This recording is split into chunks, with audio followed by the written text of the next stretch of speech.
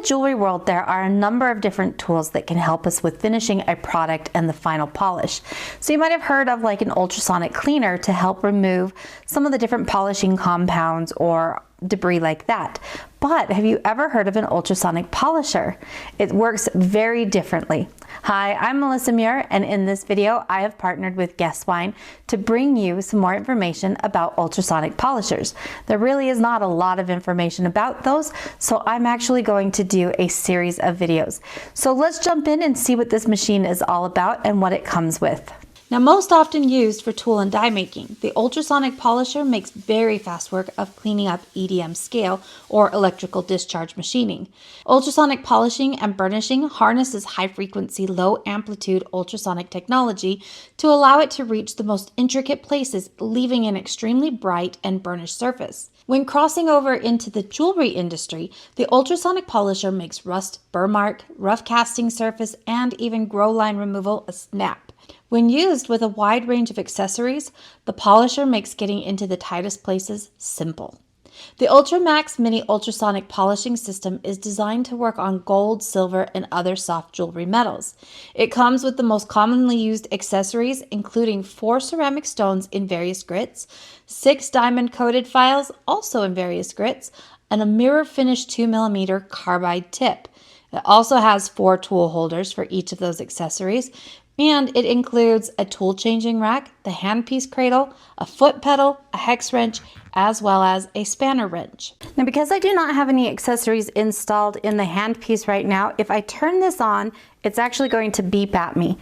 What happens is when you turn the machine on, it automatically adjusts the power to whichever accessory you have in place. So whenever you're switching your different accessories, you'll need to turn the machine off and then back on. If the accessory is tightened too much, it can cause the handpiece to get hot and make a lot of noise. If the accessory is too loose, the vibration will cause the stone or accessory to come out and maybe even change positions while you are using it. It will take a little bit of playing with the machine to get those settings just right, but the more you use them, you will be able to figure it out quite easily. To change the length of the stroke, turn the dial. The light in the upper right-hand corner will change from green to yellow to orange, and finally to red to indicate a shorter or longer stroke. So this tool harnesses high-frequency, low-amplitude ultrasonic technology. And to tell you quite honestly, the sound of it is quite reminiscent of having your teeth cleaned at the dentist with an ultrasonic cleaning tool. It's great, and there's no way to get away from that sound. It's just there.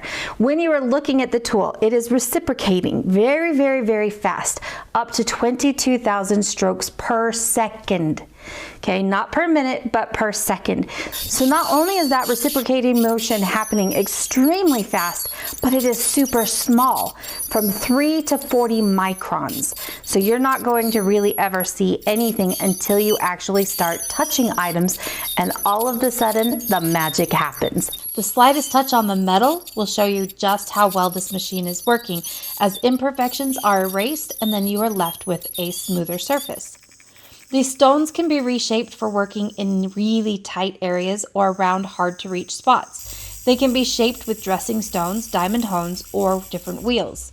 The ceramic stones come in 2 different shapes. There's cylinder and flat. You can make them sharp or round or whatever shape is needed for the job that you're working on. So to try this out, I grabbed a rusty and pitted railroad stake. I've been holding on to this with the intention of making it into a small stake. Using a 1000 grit ceramic stone, the surface was cleared of bumps and rust very quickly. With a little more time and very little effort, the surface could be smooth, blemish-free, and polished. Next, I grabbed a bronze ring casting fresh from the casting and cleaning process. It had not yet even been tumbled and still has a slightly bumpy surface. Using a 1200 grit red flat ceramic stone held at about a 45-degree angle, the surface is smoothed right before my eyes. This is not a high polish finish, but a certainly pre-polished surface. Since it was flat, I started with the sides on the ring, and then I moved to the prongs. Using the diamond hone, I shaped the stone to a sharp point that then allowed me to get into the head and prong junctions just a little easier than with any other tool I have. When I want a mirror polish, nothing beats the carbide tip, and it gets into the very finest areas. It seems to take no more effort than simply touching the surface, and it is transformed from a soft finish to a mirror polish. Now this was just an introduction to the tool. There's a lot that this can do, and as I said at the beginning of the video, I'm going to make a whole series on this. So be sure you subscribe, ring that bell, and mark that you want all notifications so you don't miss the next in the series. We'll talk about each of the different accessories and how they can be used in jewelry applications or others. As always, if you have any questions at all, just drop those down in the comment section and we'll be sure to get back to you. We'll see you guys next time.